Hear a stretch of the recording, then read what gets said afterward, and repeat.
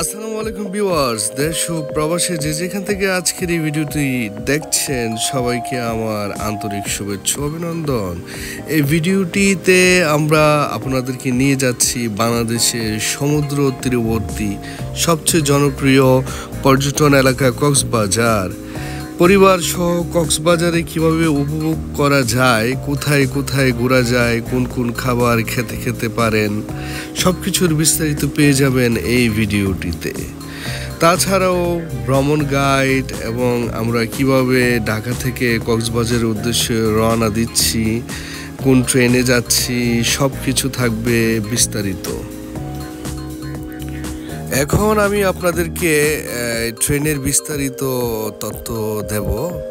আপনারা ঢাকা থেকে যদি কক্সবাজার যেতে চান, বাংলাদেশের যে কোনো প্রান্ত থেকে ঢাকাতে চলে আসবেন এবং কক্সবাজার এক্সপ্রেস ট্রেন নাম্বার হচ্ছে 813 এবং ফিরতি ট্রেন হচ্ছে 814। ঢাকা থেকে এটি রাত 10:30 কমলাপুর স্টেশন থেকে ছাড়ে এবং ভোর 6:40 কক্সবাজারে পৌঁছায়। এবং এই সেম ট্রেনটি দিয়ে যদি আপনারা কক্সবাজার থেকে ফেরত আসতে চান, সেক্ষেত্রে দুপুর 12:40 কক্সবাজার থেকে এই ট্রেনটি ছাড়ে এবং ঢাকায় এসে 9:10 পৌঁছায়। ভাড়ার কথা যদি আমি বলি, তাহলে এই কক্সবাজার এক্সপ্রেসের ভাড়া সুবন চেয়ার 500 টাকা এবং স্নিগ্ধ এসি চেয়ার যেটা 961 টাকা পার পারসন এবং প্রথম শ্রেণীর চেয়ার যেটা এটা হচ্ছে 670 টাকা এবং এসি ভাত যারা রাতে শুয়ে শুয়ে কক্সবাজারে আসতে চান তাদের 1725 টাকা গুনতে হবে। তাছাড়াও ঢাকা থেকে আরেকটি ট্রেন কক্সবাজারে সরাসরি আসে, সেটি হচ্ছে পর্যটক এক্সপ্রেস। ট্রেনের নাম্বার হচ্ছে 815 এবং ফিরতি ট্রেন নাম্বার হচ্ছে 816। ঢাকা থেকে এই 816 নাম্বার ট্রেনটি সকাল 6:30 ছাড়ে কমলাপুর স্টেশন থেকে এবং বিমানবন্দরে একটি স্টপেজ দিয়ে সোজা চট্টগ্রামে চলে যায়। চট্টগ্রামে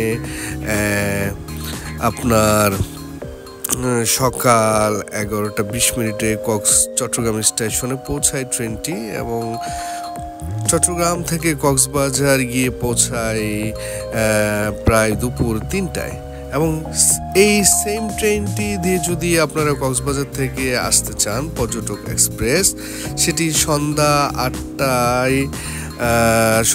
বলতে রাত 8টায় কক্সবাজার স্টেশন থেকে ছাড়ে এবং ভোর 4:30 ঢাকায় এসে পৌঁছায়। এবং এটার ভাড়াও আমি বলে দিচ্ছি। ঢাকা থেকে কক্সবাজার সুবন চেয়ার 695 টাকা, স্নিগ্ধ যদি এসি চেয়ারে আপনারা এই ট্রেনে ঢাকাতে আসতে চান কক্সবাজার থেকে, তাহলে 1325 টাকা এবং এসি ভাত যদি আপনার এসি ভাতে আসতে চান সেক্ষেত্রে 1590 টাকা। তাহলে ভিউয়ার্স, এই হচ্ছে ঢাকা থেকে কক্সবাজার আসার জন্য বিস্তারিত ভ্রমণ গাইড। আমরা অলরেডি কক্সবাজার এসে পৌঁছে গেছি। আপনারা দেখতে পাচ্ছেন যে এটি কক্সবাজার রেলওয়ে স্টেশন। ভিউয়ার্স, এই পর্যায়ে আমি কক্সবাজার রেলওয়ে স্টেশন সম্পর্কে কিছু বলি। স্টেশনটির আকৃতি ঝিনুক বা ওয়েস্টার এর মতো, যা সমুদ্রের সৌন্দর্য প্রতিফলিত হয়। এটি 6 তলা বিশিষ্ট একটি স্টেশন। পরিসরে প্রায় 2.15 কোটি টাকা ব্যয়ে নির্মিত এবং ভূমির আয়তন প্রায় 29 একর। গঠন ও নকশা বাংলাদেশের স্থাপত্য শিল্পে এক নতুন দৃষ্টান্ত। ভেতরে ফাঁকা স্থান, পরিষ্কার ছাদ এবং সৌন্দর্যমণ্ডিত ঘাস ফুলসহ ল্যান্ডস্কেপ ডিজাইন। তাছাড়াও এই স্টেশনটি বাংলাদেশে বর্তমানে সকল স্টেশন থেকে সেরা একটি স্টেশন, আধুনিক মানের স্টেশন তৈরি হয়েছে। এই স্টেশনে অনেক ধরনের সুবিধা মেলে, যেমন টিকিট কাউন্টারগুলা একেবারে ফ্রন্টেই রয়েছে। ওয়েটিং লাউঞ্জ আছে, বেবি কেয়ার, লকার আছে, পর্যটকদের তথ্য কেন্দ্র আছে, ভিতরে রেস্তোরাঁ, দোকান ও ভবিষ্যতে হোটেল ও অফিস ব্লক এখানে করা হবে। প্লাস হচ্ছে পার্কিং, বিশাল বড় পার্কিং আছে স্টেশনে। আমি আজকে কক্সবাজার ভ্রমণে আমার মা এবং আমার মেয়েকে নিয়ে আসছি। ওরা অনেক টায়ার্ড মনে হচ্ছে এবং আমার মেয়ে অনেক জ্বালায়, যেটা নিয়ে আম্মু সারাক্ষণ মেয়ের পিছনেই লেগে আছে, নাতনির পিছনে লেগে আছে। ওরা আসলে লং জার্নি, ঢাকা থেকে কক্সবাজার প্রায় 8 থেকে 10 ঘন্টা সময়। ওরা অনেক টায়ার্ড। আমরা অলরেডি স্টেশনের বাইরে চলে আসছি, আপনারা দেখতে পাচ্ছেন। এখন কিন্তু রাত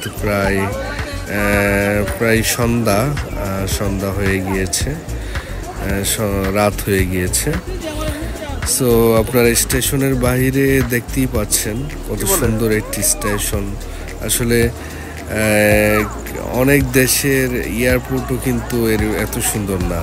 এই যে ওয়েস্টার আকৃতির একটি বিশাল রেলওয়ে স্টেশন, যেটি একটি বিমানবন্দরের মতোই কিন্তু দেখতে।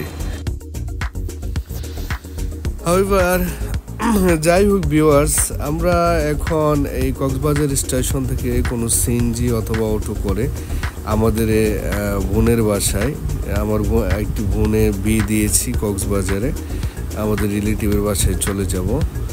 এবং আমার বোন অনেক রিকোয়েস্ট করেছে যাতে কক্সবাজার আসলে ওর বাসায় যায় এবং ওকে দেখে আসি, আমার খালাতো বোন।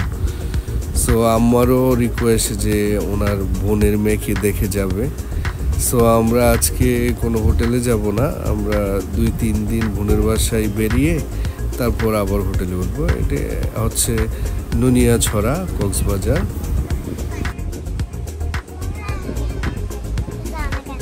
Hey babies, what's your name?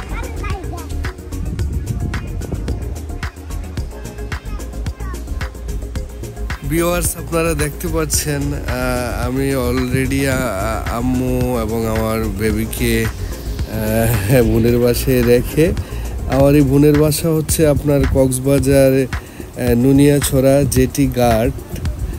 Jetty ঘাটের পাশে। এইখান থেকেই আপনার এই যে সমুদ্র ভ্রমণ, এইখান থেকেই কক্সবাজার থেকে যে আপনার সেন্ট মার্টিন দ্বীপে যেই ক্রুজগুলা যায়, জাহাজগুলা যায়, কর্ণফুলী আপনার নাম শুনেছেন, এইখান থেকেই যায়। এবং সবচেয়ে মজার ব্যাপার হচ্ছে আমি কাপড় চেঞ্জ করে আমি সোজা আমার বোনের ছেলেকে নিয়ে এই কক্সবাজারের জেটি ঘাটে চলে আসছি, নুনিয়াছড়া, যেটি আপনার কক্সবাজার এয়ারপোর্ট তো আপনারা চিনেন, এয়ারপোর্ট কিন্তু এয়ারপোর্টের পাশেই নুনিয়াছড়া এই জেটি ঘাট, এবং জেটি ঘাটের পাশেই আমার বোনের বাসা। এই যে আমার বোনের হাজব্যান্ড প্লাস হচ্ছে ছোট বেবি, উনি এই জেটি ঘাটের দায়িত্বে আছেন। ওনারা এখানে কক্সবাজারের লোকাল। দেখতে পাচ্ছেন আমি আসলে লোভ সামলাতে পারলাম না, আমার বোন জামাই বলল যে চলো তোমাকে নিয়ে জেটি ঘাটে যাই। তো এই যে দেখতে পাচ্ছেন এই যে শিপটা, এই শিপ থেকে, এই শিপটি অবশ্য সেন্ট মার্টিনে যায় না, এটা মহেশখালী, তারপর আপনার মহেশখালী দ্বীপে যায়, তারপর সোনাদিয়া দ্বীপে যায়, আরও অন্যান্য জায়গায় যায়।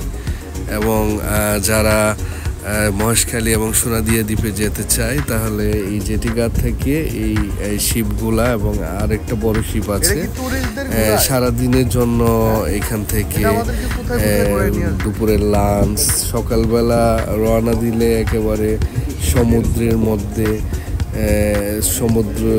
সমুদ্র স্নান প্লাস হচ্ছে দ্বীপ ভ্রমণ সব কিছু কিন্তু এইখান থেকে করা যায়। ধন্যবাদ ভিউয়ার্স এতক্ষণ পাশে থাকার জন্য। BIWTA গার্ড থেকে আমরা কালকে সকালে প্ল্যান করেছি যে এইখান থেকে এটি নয়, আরেকটি কেয়ারি ক্রুজ অ্যান্ড ডাইন আছে, একটি শিপ, যেটি সকাল 10টায় এই BIWTA গার্ড থেকে ছাড়ে আমরা ওই কেয়ারি ক্রুজ অ্যান্ড ডাইনে সারা দিন কাটাবো সমুদ্রের মধ্যে, প্লাস হচ্ছে অনেক এক্সাইটেড। এবং আমার নেক্সট ভিডিওতে এই কেয়ারি ক্রুজ অ্যান্ড ডাইনের মাধ্যমে আমরা সারাদিন যেভাবে এনজয় করব এবং আপনারা কিভাবে এই কেয়ারি ক্রুজ অ্যান্ড ডাইনের মাধ্যমে সারাদিন এনজয় করবেন, প্লাস হচ্ছে এই ক্রুজের মাধ্যমে আমরা দ্বীপে যাব, সোনাদিয়া এবং মহেশখালী দ্বীপ দেখতে যাব। সো গুড নাইট, অনেক রাত হয়ে গিয়েছে।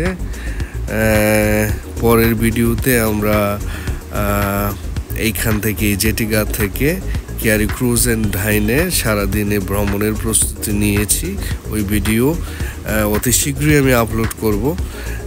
চ্যানেলটি সাবস্ক্রাইব করে সঙ্গেই থাকবেন। থ্যাংক ইউ সো মাচ, ভালো